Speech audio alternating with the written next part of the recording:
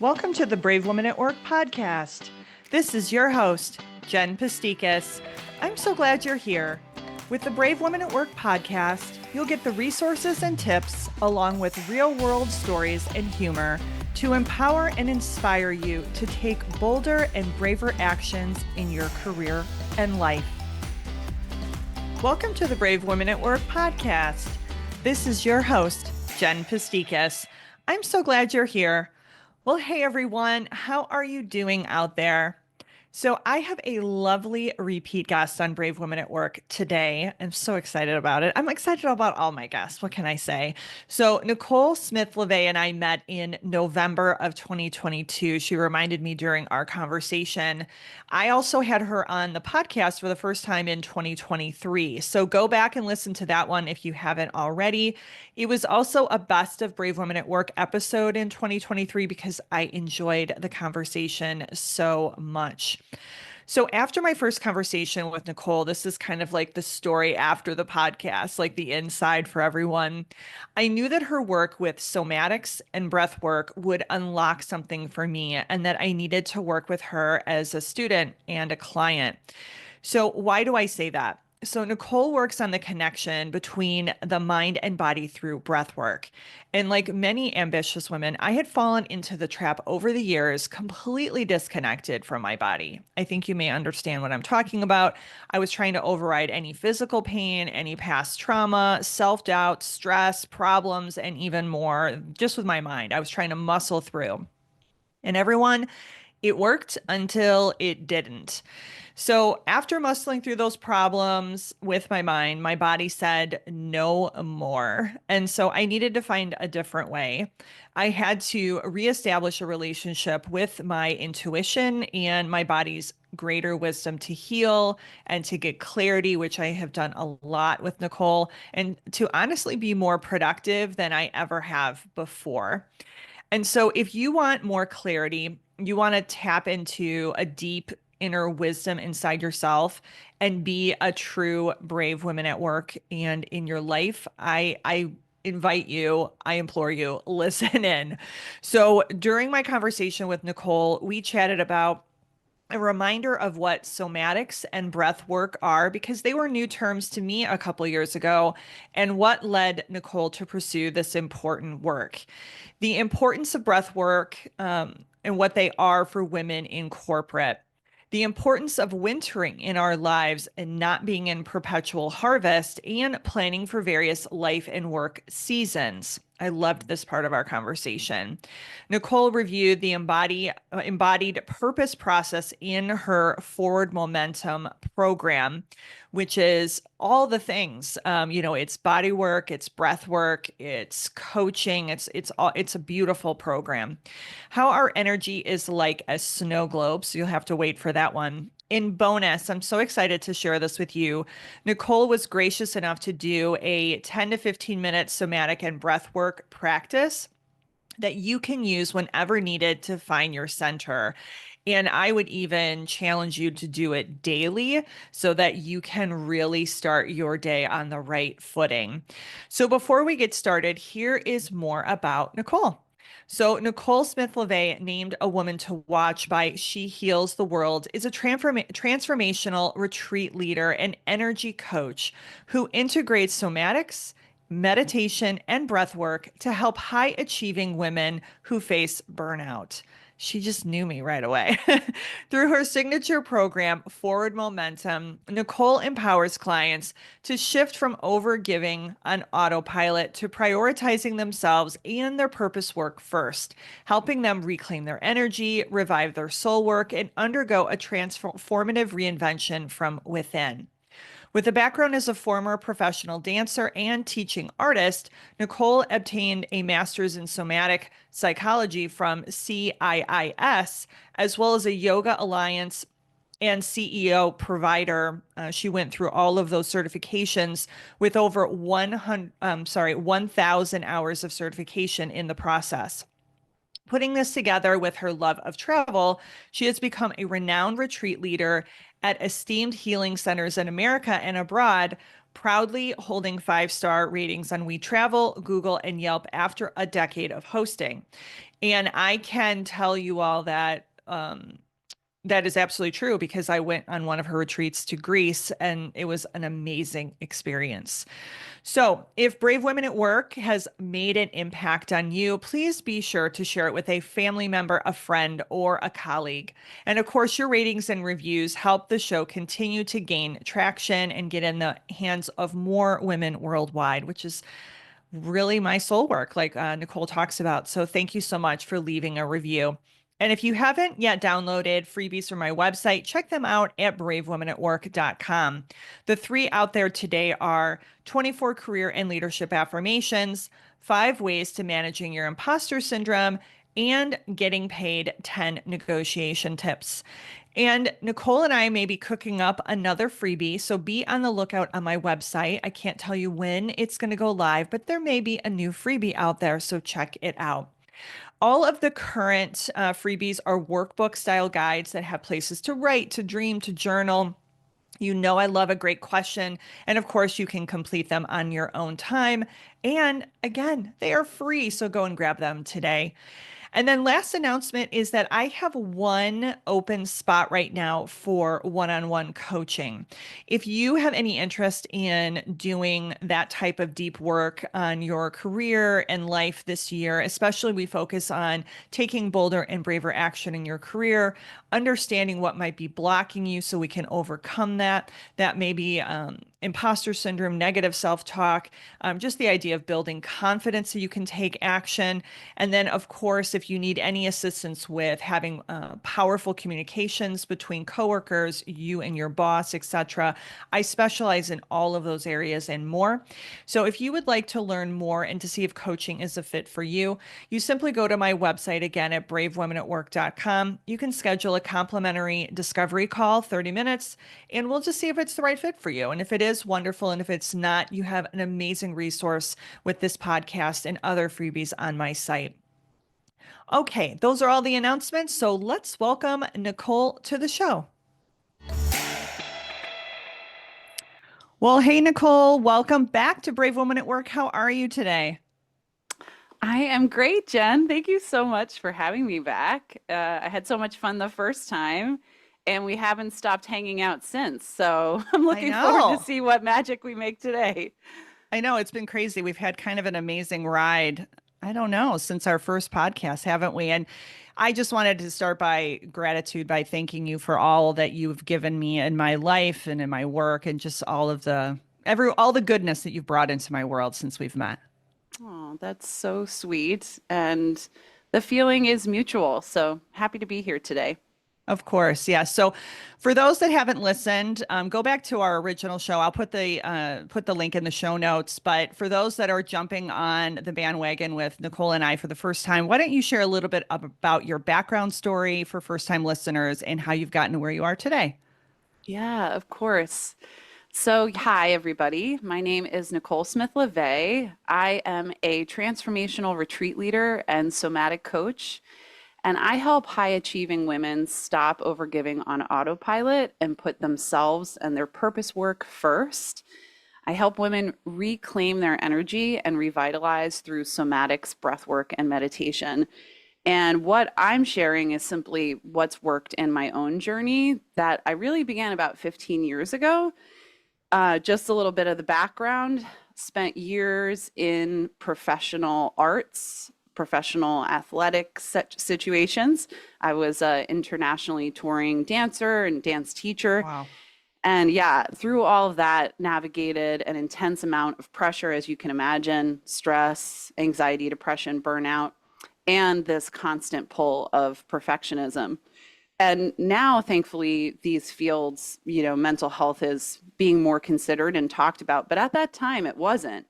And so even though I was a dancer, I was very much in my head, very Mm. disconnected from my somatic impulses and my desires or purpose in life. And maybe the listeners at home can relate. Sometimes when you're doing everything you think you're supposed to be doing, you're following all the rules of the game of life, Mm-hmm. life will sometimes pull the rug out from underneath you. And that's what happened to me in 2012 and 2013, and it began my healing journey. So I was actually at my peak success as a dancer. Um, but I became unable to move for weeks after repeated back injuries. And it Mm. was discovered at that time because, physical therapists were very confused what was going on. How is this young girl in so much pain? It was discovered at that time that I had an undiagnosed leg length disability. And so I was told I could no longer walk without special orthotic shoes to compensate, let alone dance. And that's a whole kind of backstory that you can get in my published essay if we want to plug that somewhere. Just keep Sure. moving. Yeah. But this is how I fell into the field of somatics and breathwork because I was actually unable to find that kind of physical release and therapy that I got through movement, dancing. And so I had to find a way to use my breath and, connect with my body in stillness. And what happened from there was I really connected with my inner wisdom. I healed old patterns, and this changed my life personally and professionally. So I actually moved on from performing and moved more into yoga and movement therapy. I completed 1,000 hours Wow. of yoga certification and a master's degree in somatic psychology. And I created my business Power Within Healing, which again guides women to really find that same sort of alignment in their lives. And so, yeah, it's been a journey of coming home to myself and reclaiming the energetic power within me. And now I support other women to do the same. I'm just so excited that we met still, even like multiple years. I'm like, oh, so here's a little factoid, Nicole, that you don't know. Maybe you do. I don't know, but I'm going to mention it here. So Sure. in 1998, I'm dating myself here, but I was a foreign exchange student, and I went to France for a year and thought I was going to be a French teacher. So here we are. No, that didn't happen. So I was a French and Spanish double major, everyone. So this just shows you how your life can take turns. Yep. And so I was doing that. And 2 years before, my dad had passed away from cancer after an 8-year journey. And I started running a lot in 20, no, in 1995, 96, and then into, 97, 98. And when I was there, my arches on my feet collapsed, double-sided. And so it started this long journey of disconnection. And Hmm. so I don't know if I've ever shared that with you, but it just gives us something else that we're kind of connected to through the root and through the foundation. And really, I ignored it for years and years and years until we met. And we're going to dive more into the work that you do. I thought that I could overthink everything and Hmm. that there was no, oh, it was just an injury. It was just an injury. There was no connection to the grief of my father or trying to run away from my past or anything like Wow. that. So I just wanted to share that example with you. You have shared that with me because remember you asked me where I got my orthotics. Oh, So yes, that's right. I do know that about you. And yes, what a beautiful example of, yeah, like, the kind of the bottom given out in your feet and the arches collapse and slowed you down. But yes, we often in the West, we're used to going for the quick fix or like, let me try this person, that person, this person to get the pain to go away. And kind of what I do in the somatic work is that we start with the premise that the body and mind are connected, and there are ways that we can approach from different avenues, maybe, more mentally in certain modalities, maybe more physically in others, but they're not separate. And at the same time, this book, The Body Keeps the Score, Yes. Bessel van der Kolk, that everybody talks about, is one of the foundational texts in the West on somatics.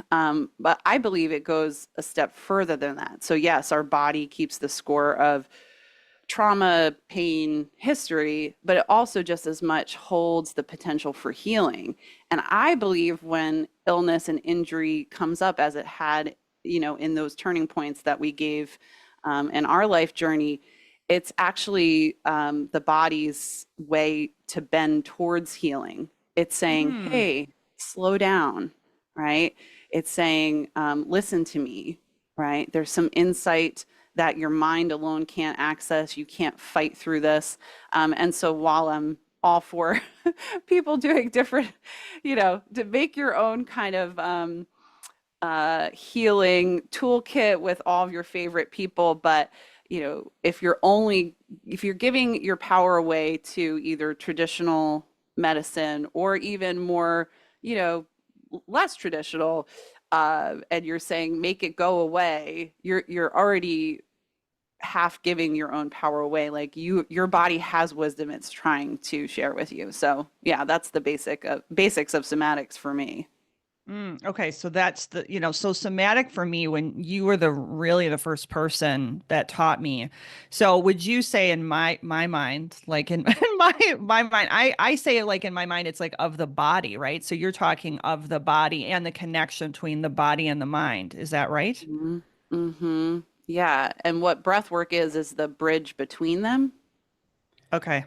right? The tapping into our breath makes us more aware of our thoughts and the sensations happening in our body. So when we learn to intentionally use our breath in whatever ways we can, we're regulating the nervous system, which has become a catchphrase, but what that means is essentially that we're more able to enter the zone of presence.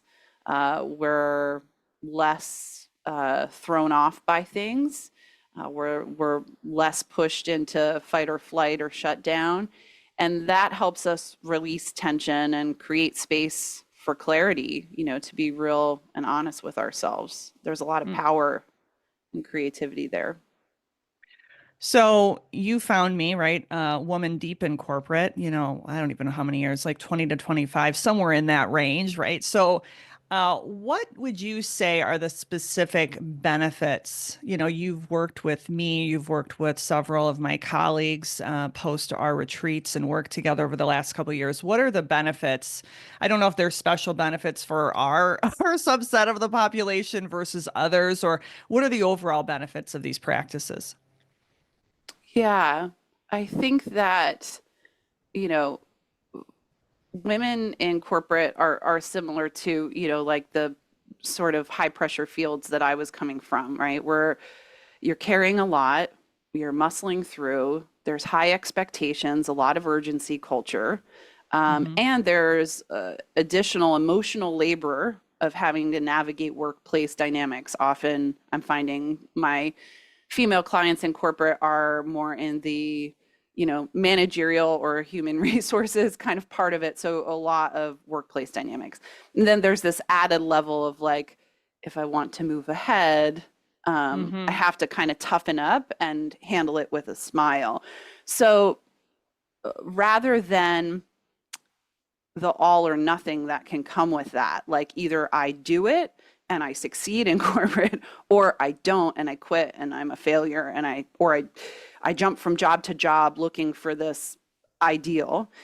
I think where somatics and breath work brings benefits is it helps you learn to move through moments of overwhelm, staying connected to yourself and your truth and your sanity, helps you Mm. make tough decisions.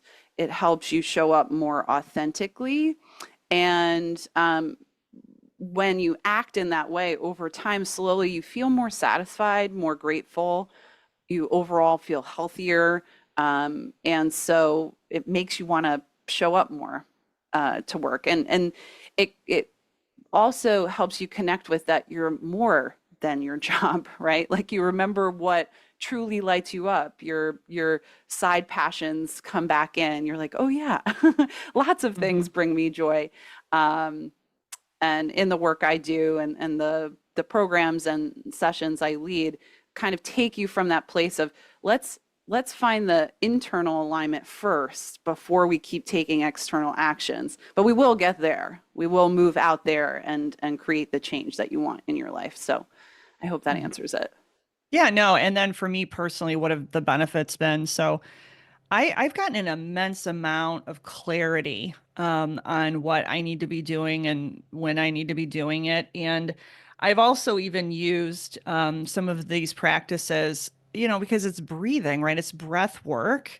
So I will do like deeper breathing in the middle of a meeting. Hmm. They don't need to know, right? And you know, um, I will rub my fingertips together just to kind of like even the smallest way, or like make sure that I feel the soles of like my shoes on the ground, right? Like some sort of grounding exercise, even in the middle of a meeting that you and others have taught me, because I can get so heady or it Hmm. can get so stressful that I mean, I am a much easier shapeshifter where I disconnect from my body rather than tapping in. So for me to take deep breaths and Yes. to actually tap into my body has been more challenging and more really rewarding. So Yeah. those are some of the things, but definitely clarity, where I've had lots of people in the last year will ask me this. So I'm not glorifying overdoing, but I'm going to tell you that I have found easier paths to get things done. So people will say, Jen, how are you doing this? How are you doing the podcast? How da da da?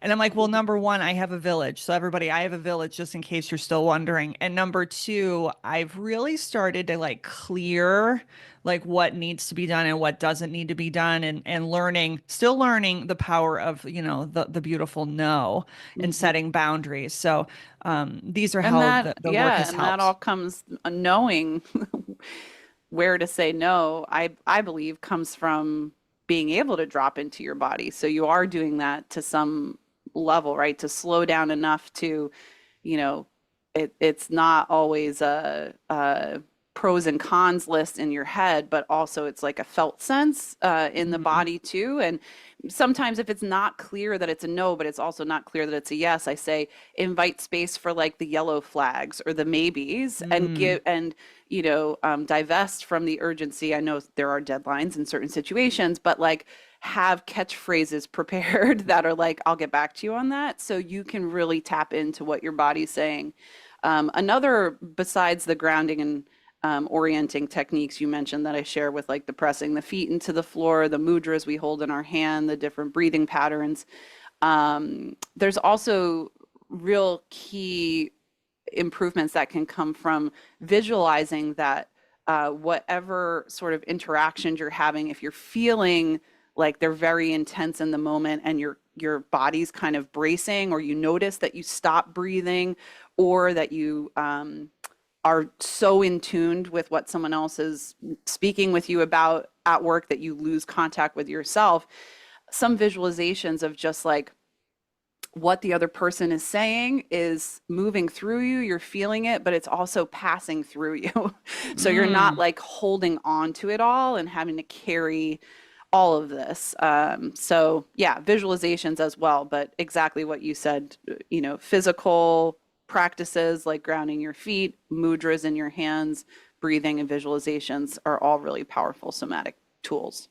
I like that one. I'll use that one next when I'm like frustrated in a meeting. I'll be like, nope, nope, nope. The words are coming right through. Just moving through. They are not staying here. I'm sorry. Okay, so that was a good one. All right, so we're recording this at the end of the year 2024, but I've been seeing some I don't know, some play with these terminologies of seasons. Mm. And I'm just loving this whole thought process. So I wanted to get your opinion on what you believe the significance of the seasons are in planning our time. Absolutely. We are cyclical beings, right? We we can't separate ourselves from the seasons of nature. And some people might have um, certain tendencies to like one season more than another, but everything begins from a seed, a sprout. It grows, it has its life cycle, and then there is a kind of integration and dying phase to it. And right now, being the winter in a lot of the northern hemisphere, we're talking about, the fall, we've harvested what we worked on in spring and summer, and we're really learning the lessons from all of that. And winter is a perfect time to go inward, nurture what worked about the previous year, and plan intentionally for the year ahead. It doesn't mean that we stop everything and we hibernate, obviously, with the Hmm. work calendars and commitments we have. But I love that, we're kind of forced indoors in a lot of places in the winter more and more. And so there's space to connect with yourself and tap into, like, what worked last year. What do I actually want to feel like in the upcoming season? And when I allow myself to dream into that, like, who shows up in my mind, like what sort of activities bring me that feeling. And so it can steer the little micro choices you make as you build your calendar out for spring and summer. Mm. You know what's interesting about that, the idea of the seasons. So in our culture in the US, I don't know if it's worldwide, the idea of the resolution, right? So everyone can have their winter in the northern hemisphere until January 1st, and then you have to be shot out of a cannon. You have to be like, woo, I'm gonna do all the things. So I love that you're saying no. Like you can Yeah. actually just like kind of settle in into like the dark period for a little It's longer. more about, like, think about, if you're birthing a child, right? It's like this quiet dark womb that Right. the fetus begins in. And so that's really where we're at. It's not that nothing's happening, and it's also not that we're like forcing the baby to be born right away. It's more about nurturing, or even strategically planning, rather than execute, make it happen. So it's nice that we get the holidays to kind of slow down, reconnect with our people. Yes, and then maybe when you get back to work those first couple weeks in January, to just remind yourself, like, I have time, I have more agency than I think, and I'm going to remember my catchphrases to give myself a little grace and space, so I don't feel so pulled right into, like, okay, new year, new you, change everything right now. Exactly. I was like, okay, that's done. Winter's over. Now you have to go. So I would just say the other thing I'm learning. So, you were talking about physical winter, right, in the Northern Hemisphere. But I think that there are periods where people may not even know that they may be in their own personal winter, Mhm. where they could be in the middle of fall or spring and they're still in their own winter. So I don't know if you have ever had this period of time. Maybe it didn't sync up to the physical seasons, but you were in a period of winter. How do we honor that winter in our lives and our work, or how do you do that? Hmm. I really connect with, the part of the embodied purpose process, which is kind of my Mm-hmm. path forward in my coaching program, the part called Hear the Call.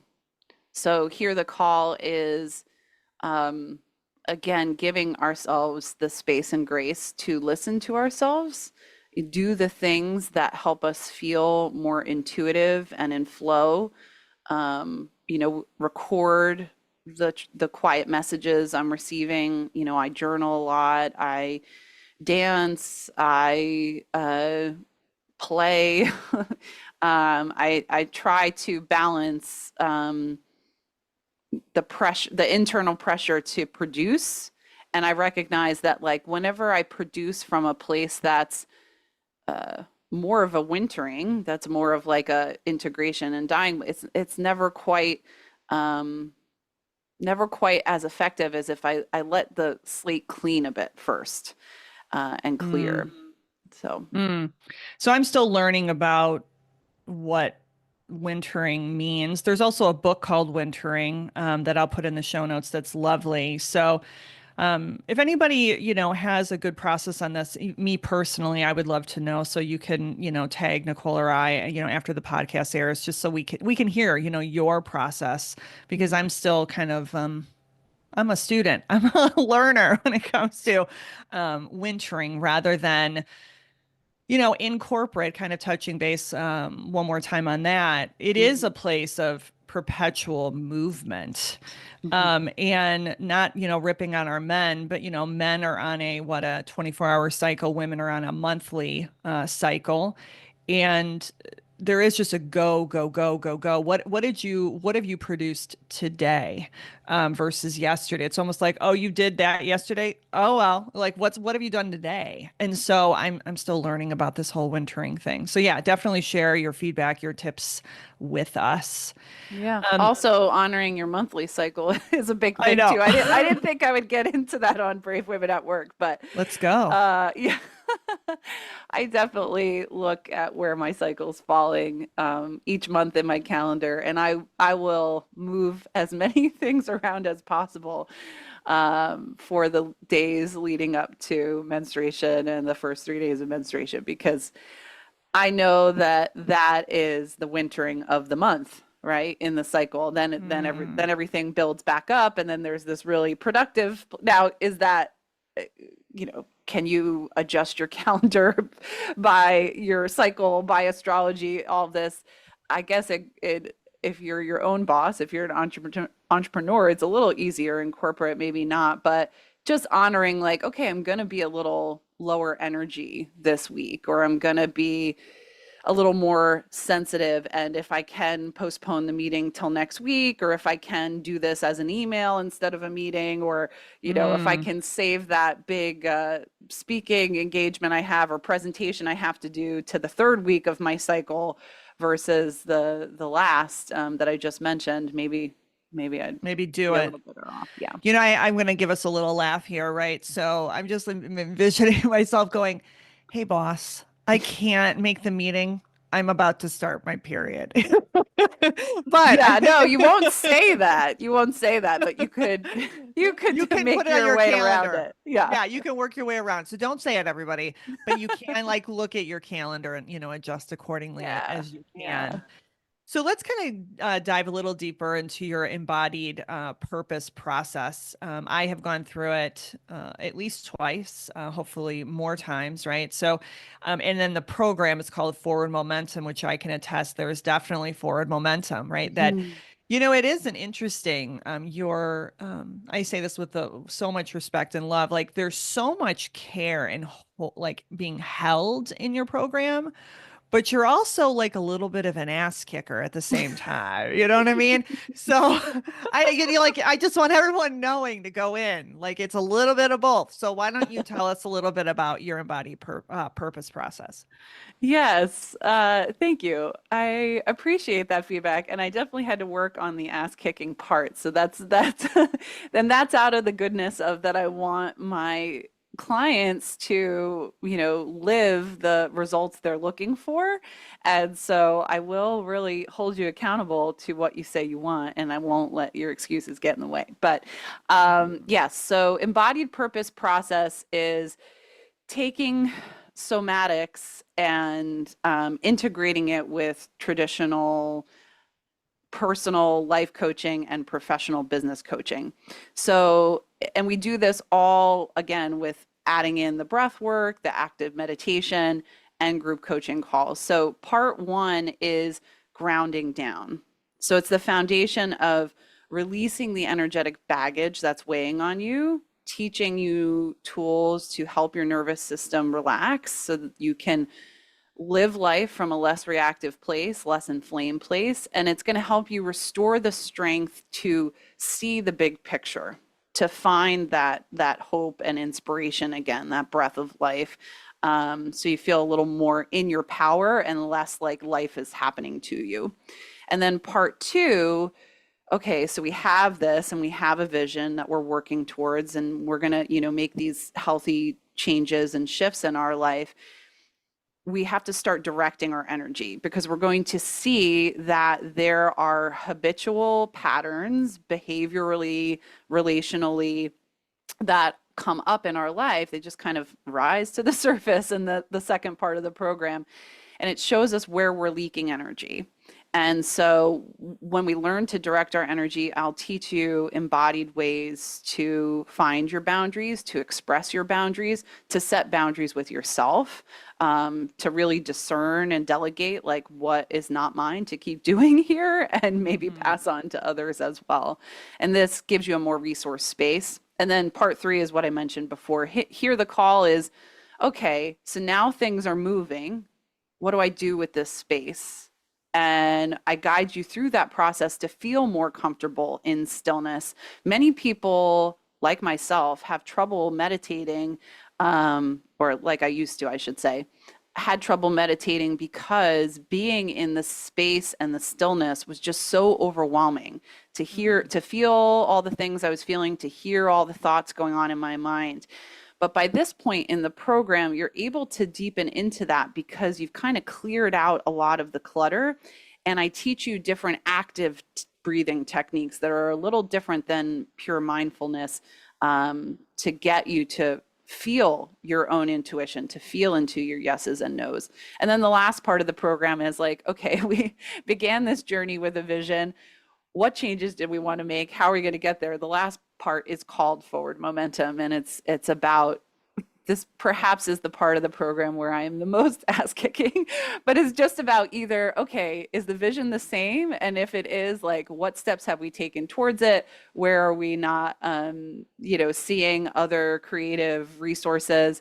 Where are we not like going a layer deeper and trusting, that we can't Mm-hmm. Mm-hmm. control all the variables, but there's something working out here for us. And yeah, so that's the entire embodied purpose process. Yeah, it is so good. So I'm gonna just share again. It's so good as a student that it has helped me. And I'm glad that I have listened to my intuition because I will say, like, I was a little like, my brain was like, am I the right person for this? And when I went through the first time, my fellow students who are amazing, right? Like powerful women, many are yoga teachers or artists or things like that. So I was making judgments that maybe I'm not the right person for this. And I really had to de-armor kind of those like, no, this is stupid. Like, like just like relax into the process. And I've really gained a lot from it as a result.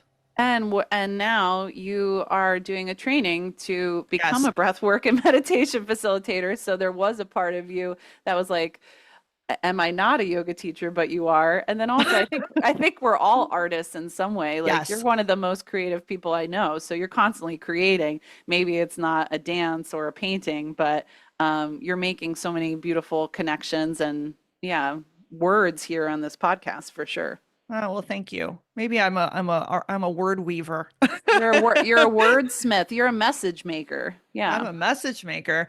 Okay, so speaking about messages, I saw this on your socials and I had to bring it forward because it's so beautiful, the imagery, and I want people to, if you can, if you're driving, obviously you can't, but this was a beautiful metaphor. So I'm going to read this from a snippet of your socials. So quoting you, picture a snow globe. When you're triggered, your energy is scattered, just like the snow in the globe. In moments of dysregulation, your body enters a primal state trying to fight, flee, or freeze. Your energy leaves your center and moves outward. So, the reason that I love this is because we can all see, like in our mind's eye, if I say picture a snow globe, you can see the snow, the beautiful snow globe, and all the snow going everywhere. And the reason I needed to mention this is because now I have something visual. You talk about visualization. So when I'm feeling like out of control, like in a meeting, I'm like, oh, I'm just like shaking up the snow globe and the energy is moving outward. So I just wanted you to touch base on this and like how this came to be because it's so beautiful. And how does it work or this image help with the idea of energetic management? Mm-hmm. Absolutely. I'm glad it speaks to you. I can't say originally that this image came from me. I think I read it in like a Buddhist mindfulness book of like, Mm, like it was just the beginning of a meditation or something. Imagine the snow settling, but layering onto it after going to school for somatic psychology and learning about what happens physiologically to the body in trauma is yes, that we literally vacate our center, because animalistically we're getting ready to either attack or flee. So if we were going to fight someone or run away and our arms and legs were like noodles, we wouldn't be as Hmm. effective, right? So when we start to feel triggered or overwhelmed, it's literally like all of the sensation, the blood flow, the energy, it's like it's going into our arms and our legs to do something. Hmm. And we are most regulated, most calm, most present when we are more connected to our center. So it's just kind of just like acknowledging and accepting that this is normal. This is normal what's happening, right? Like the tension in the shoulders that many of us get, the tightness in the low back. It's like those two avenues of the body are like, oh, protect the neck, protect the legs, right? You Everything's know. like, gah. But then if we kind of go, okay, let that snow come back in to the belly, the heart, maybe you even place your hands there. You feel your sits bones, you feel the middle of your body, and you start to breathe in here. All of a sudden, you're like, oh, okay, we are decelerating, right? We're decelerating. Things are slowing down. Then I can really pay attention to my breath. Sometimes, if we go right to breathing, it's like, I can't breathe right now. Everything's so wound up. But if we Hmm. first can come back, like right before I would perform, and I mean, I think everybody performs, right? In corporate, like you get up, you have to be on. So right before I perform, I used to feel this the heart would just like tense up. So I would literally just take the heel of my palm and rub in a circle, and I would just do that Mm. for a while. And I would tell myself like, all is well. You're just a conduit of energy. This is Mm. gonna go how it goes. It's all good. And then eventually I'd like bring my other hand to my belly and deepen my breath.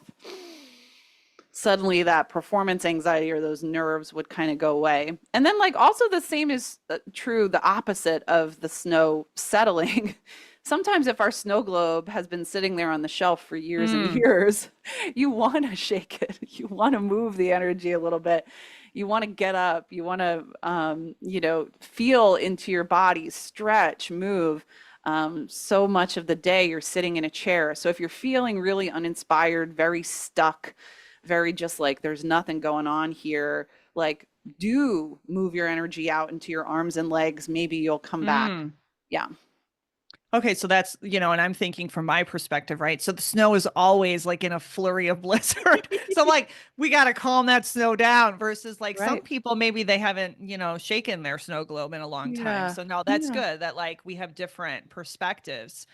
I do want to just say one other thing before we move on is that when it comes to like breath work or what, I have used the word meditation, I also want to make sure everyone understands. I used to think that if thoughts were coming in during meditation, very black and white thinking, very perfectionist, like, oh, I'm failing. So that's why I felt like I couldn't meditate.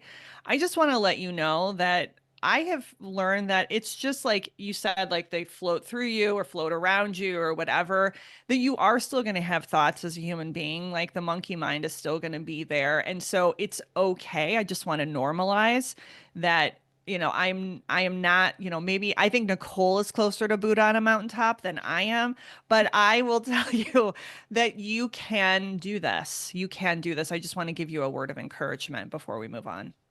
Oh, I love you sharing that message. And yes, it's one that I will be very patient and fully reminding of newer students to the practices. Like, don't give up. Don't give up. It took me probably 4 years of dabbling apps, trying to do a little meditation at the end of a yoga class, feeling like I was going to explode. It probably took me about 4 years of getting a taste of it before I found the kinds of techniques that I teach now, which are they're more patterned. There's an activity that you keep coming back to, and Hmm. that's why it reminded me of dance. And it allowed me to drop in more and find these little moments. But yes, overall, the ultimate goal is not that you will sit up every day and meditate without any thoughts. The goal is that you are able to show up every day and in tough moments, um, whether it's hard or not, and breathe and meditate through it. All the meditation practice is practice for real life so that you can be less reactive in your life, or you can feel more present and connected and open-hearted in a challenging world. There's a lot of hard stuff going on around us. I'm sure Yes. everybody's noticed people are having a hard time, and the more you take that 10 to 20 minutes a day on your own, the more able you are to show up in life the way that you desire and dream of. Mm-hmm. So speaking about a taste test, if you're still up for it, and we can, make it shorter, however long you would like. And, most people that are listening to this are either driving, so please don't do this while you're driving. Although I have tried and don't do it. Or, um, or you can be sitting, whatever feels comfortable. But I was thinking we could do a short, like kind of a breath work practice together if you're open to that.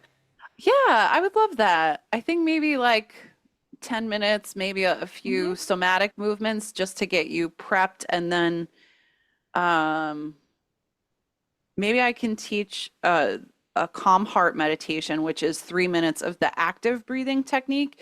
Yeah. And then we'll go into long, deep breathing so people can feel the effect of, like, if I come back to my center, how much deeper can I actually breathe? I didn't know I could breathe that deeply. Does that sound good? Mhm. Yeah, that sounds great. And then just before we get started, exciting, Brave Woman at Work is going to be on YouTube, this year, and on the video. Oh man, I'm going there. And so feel free to watch this. If you're used to just doing the audio, you can do the audio, but you can also find us on YouTube, or you will be shortly. So thank you. Okay, wonderful. Good. So yes, again, if you're driving, keep your eyes open, but maybe tune into the body part of it and the breathing part of it. Everyone else, if you can find a comfortable seat in your chair or even on a cushion or the floor. And first and foremost, I like to start with the idea of the three centers, the three energy centers: our seat, our heart, and our mind. So if you imagine three spheres, like beautiful little pearls, circles of energy, we're going to start with the seat. So feel the base of your seat and see this bottom circle there. And then align the heart right over the seat. So if it's a little bit forward or a little bit back, just let it be stacked right above your seat. And then the mind as well. So the third sphere or circle, right? You can dip your head forward a little bit or back a little bit, and then just let it be right over the heart and the seat.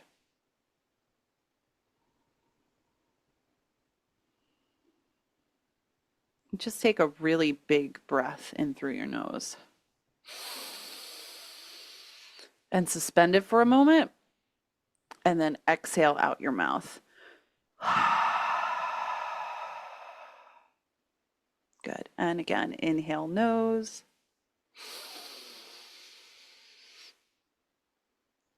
Exhale out your mouth, really just emptying out.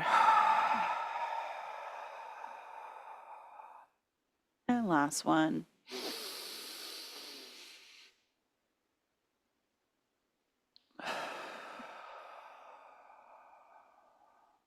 And then just take one hand and squeeze all the way down the opposite arm. Just squeezing from the shoulder all the way into that hand, and the other side. Keep your hands on the steering wheel. Again, bringing the one hand to the heart, one to the belly, just kind of feeling the middle of you for a second. Then bring your hands to your hips, your low back. Just give your hips a little massage, maybe squeezing down the legs or brushing down the legs a little bit. If your feet are on the floor, like Jen was talking about before, pressing them into the floor. If you're sitting cross-legged, maybe rubbing your feet. If you have shoes on, obviously you can't do that, but feel your feet. Okay, good. And then let's just clear some energy before we breathe around the shoulders and the spine. We want the spine to be as fluid as it can be. So we'll do something called shoulder drops just to release, come out of the head into the body. So remember your 3 spheres again, and then inhale, squeeze your shoulders up. Exhale, let it go. And then you do it over and over.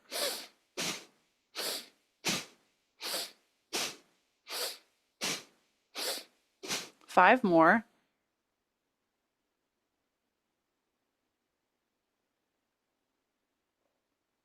Good. And inhale, hold it up. Squeeze, squeeze, squeeze.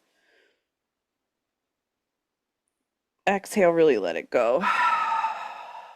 Just notice the settling of the snow in the snow globe there.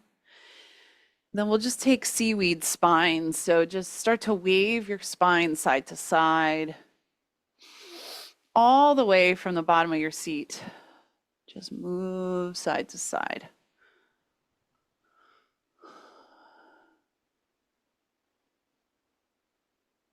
Good. And then interlace your fingers like this. Turn the heels of your palms up and stretch from the base of the seat all the way up. Chin back, spine long. Take 3 deep breaths here, breathing into the sides of your ribs.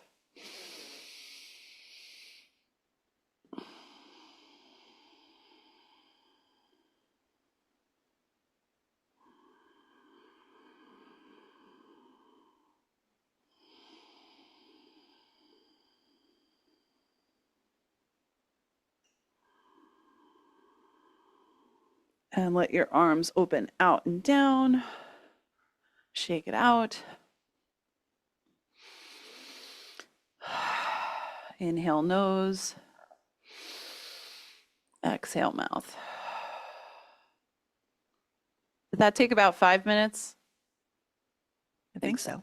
Okay, let's keep going. Other 5. So palms in at your heart, thumbs into your sternum. This is to balance your emotions with a calm heart. And again, this is the active breathing technique where we're going to segment the breath, meaning like if you did one big inhale, it would be like, but we're going to take it in 4 snips, 4 sniffs, 4 segments. So So you fill all the way up and then exhale.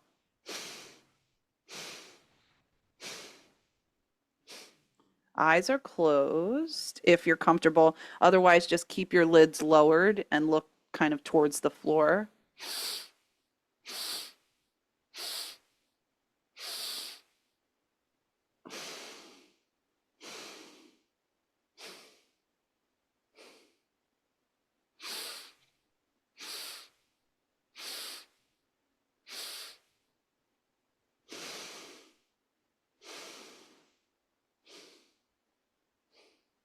Good. Keep going. You could do anything for 2 minutes. You've already done 1. So keep going.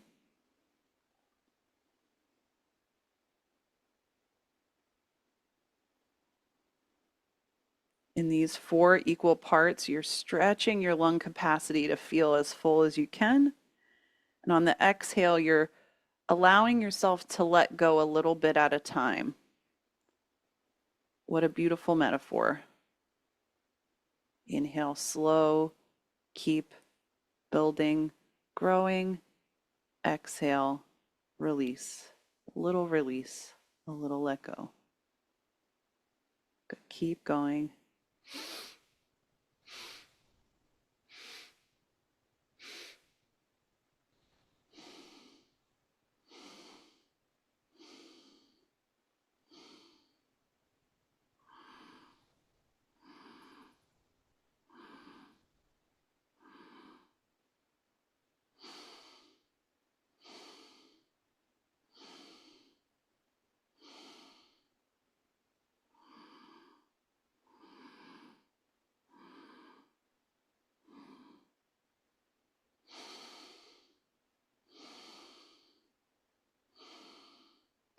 Last 30 seconds.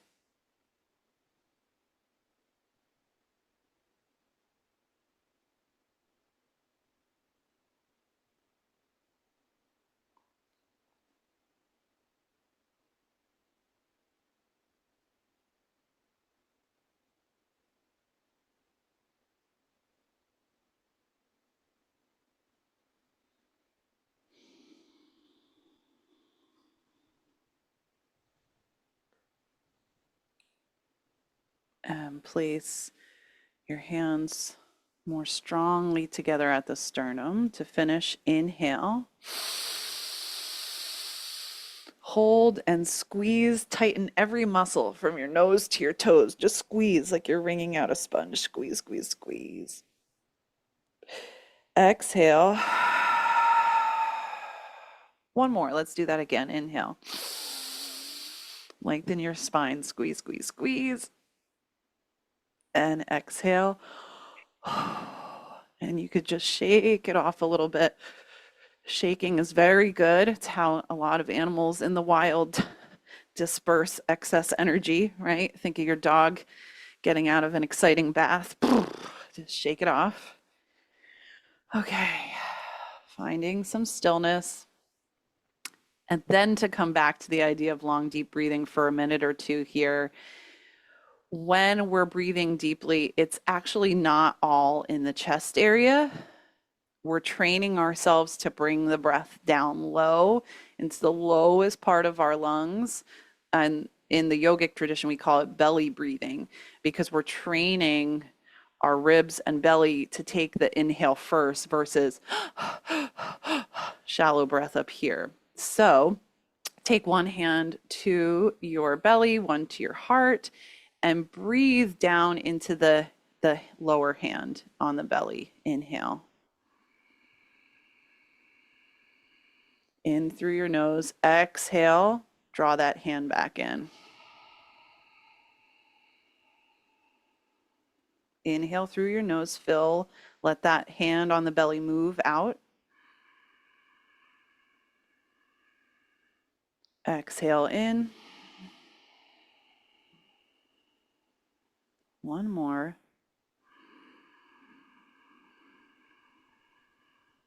Exhale.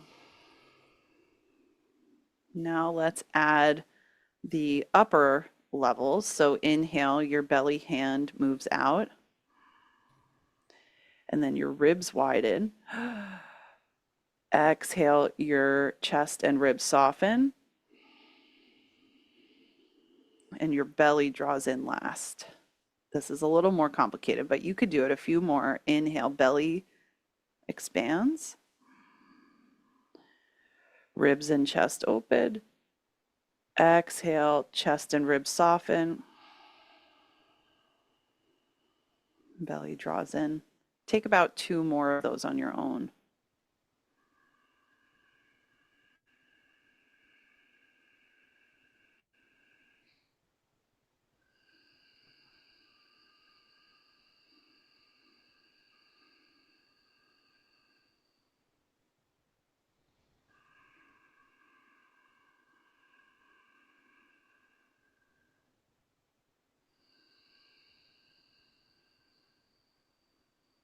Good, and just let everything go for a moment. Right, coming back to that wintering space. It's the space between your thoughts, that you're here, you're present in your body. It's okay to just sit in stillness for a moment. And to finish, deep breath in. Exhale, let it go. And then just blink your eyes open and reorient to yourself in this moment, in this room. So look around your room. You can come back to the tactile feedback if you like. Maybe even stand up if you want. Thank you. Oh, so good. So good. I almost forgot we were doing this. I was like, oh, we're doing it. Oh, I'm back. Okay, I'm back. Okay. That's just a little New Year's gift for everyone. So thank you so much, Nicole, for doing that. That's so lovely. You're Okay, so welcome. we're going to close this out. So I asked you last time. I don't know if it's the same and I don't remember. So, and probably no one else does either. So, what are 1 to 2 ways that you believe women can be braver at work today? Yeah, I think coming from an artist background, one kind of bravery is showing up authentically, even when it's hard. Mm, So, be you, just be you. You know, mhm. speak what you need to, trust your intuition. Um, and yeah, it may feel a little shaky at first, but that's the strength coming through. Bravery isn't um, the absence of fear, it's moving forward despite it. Secondly, I think at work, bravery at work starts being brave at home. So do Mm, prioritize your self-care unapologetically. It's recognizing that you're not doing anybody good, pouring from an empty cup. So, set your boundaries around taking care of yourself and honor your well-being. I love that one. Keep reminding me as we work together, shall you? Shall we? Okay, yeah, please do some ass kicking. Okay, anyway. All right. So, how can women find you, your program, obviously Forward Momentum, all of your beautiful work online? Yes. So I'm very active on Instagram at Nicole Smith-Levay.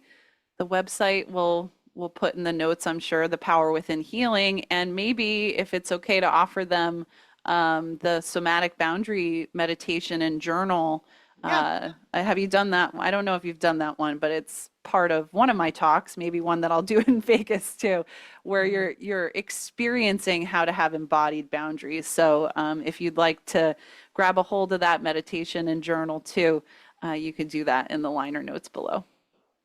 Sounds great. Well, Nicole, I hope you have the most blessed, happy, healthy, and embodied. Let's use the word embodied new year. So, thank you so much for the work you do, for being a teacher to me, and just inspiring me. So, thank you. Thank you, Jen, for all the ways you show up in the Power Within Healing community and the Brave Women at Work community. I love working with you, and I was really honored to come back. So thank you so much.